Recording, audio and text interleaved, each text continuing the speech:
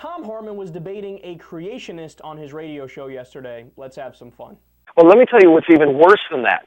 In all 50 states, tax dollars are going to tell the kids that they are cousins of bananas and that they all evolved from rocks 3 billion years ago. That's being forced down the kids' throats in all 50 states. So you think that the minerals in your body did not start out as rocks?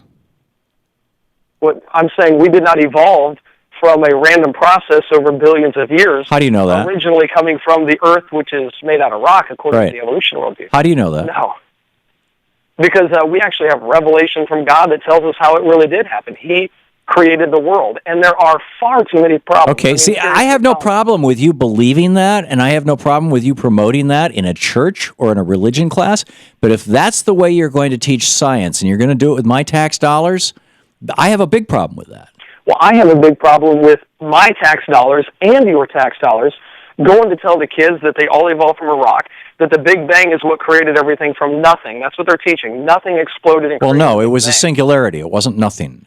Well, where did the singularity come from, and what do they say? They say nothing. Well, that's one of the magazine of 2002 in a New American magazine. Alan Guth, a famous scientist, has been writing about this for some time. He says everything came from nothing. And that's inconsistent with my understanding of the general theory of relativity and the theories on the Big Bang. But B, so what?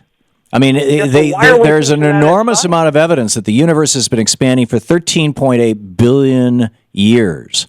You're trying to suggest that it's only, 6,000 years old? 6,000 years old, that's exactly right. Okay. And there's lots of evidence that supports it. I mean, he's admitting to you, no, I work backwards from my conclusion. I am not objective. I'm admitting I'm not objective. My goal is to tell you that the Bible is correct no matter what.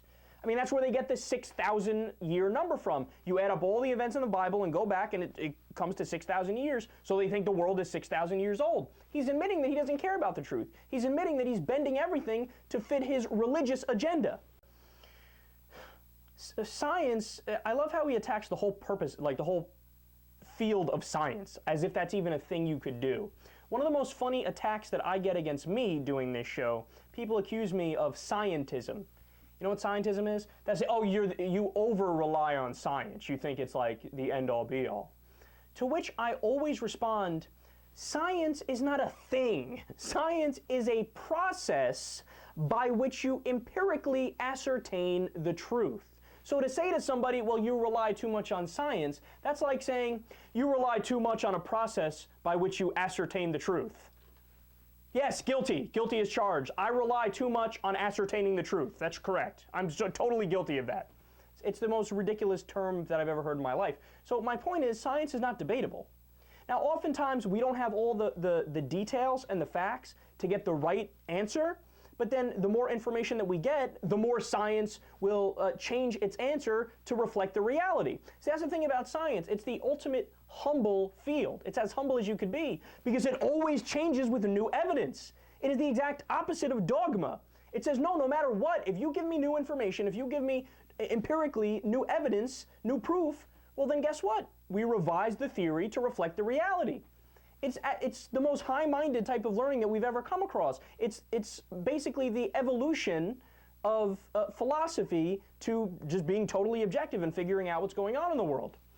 So when he says that the world is 6,000 years old, you're done. Because the world is 4.54 billion years old. The universe, as Tom got just slightly wrong, he said 13.8 is 13.9 billion years old, at least where I read. I don't know if he read something different, or maybe there's still a gray area in that little frame. And we have, and this is the part that I love, we have on the fossil record things that are way older than 6,000 years old. We have things that are from when the dinosaurs were around. What was it, 65 million years ago? We know that it's from back then. And then people say, well, how do you know? Well, again, scientists have ways of determining this. So, for example, I'll just give you a base one here. You know how with trees, every time they, a year goes by, they get another ring? Well, that's one way that you can just look back and do the mathematics. So you realize, oh, look, it gets a ring every year. And then you could look at the tree and go back and do the math and realize, oh, look, this tree is 412 years old, or whatever it is, okay? So the same way it works with trees is the same way it works in other areas of life as well. So with rocks, for example. So they figured out that, hey, this is how long it takes for a layer of the rock to show, and then they could go back and figure out, oh, wow, this rock was here all the way since whatever year, going back thousands of years. So they have ways of figuring these things out. Radiocarbon dating, where we figure out how long it takes for something to, I'm not going to butcher my terms here, but for a radioactive isotope to go away, is it? I don't even know the right way to describe it. But they know how long it takes for that to happen, how long the half-life is for some of these things, and so they can do the math and figure out, oh, look at this, this is from millions of years ago. But he dismisses all that and says, no, the world is 6,000 years old. Well, then you're not a serious person. And this guy, he wants to get his hands, metaphorically, not literally, hopefully not literally, on your children. And he wants to, you know, shove his nonsense into their ear and force all this stuff into the science class. Like Thom says, if you want to put that in a religion class, by all means, that's where it belongs. But to try to put that in the science class as if it is science, as if it is truth, I mean, that's like me going in as an expert in political science and going to talk in a math class. Well, why would I do that? I don't know anything about math. I suck at math. It just doesn't make sense for me to do that.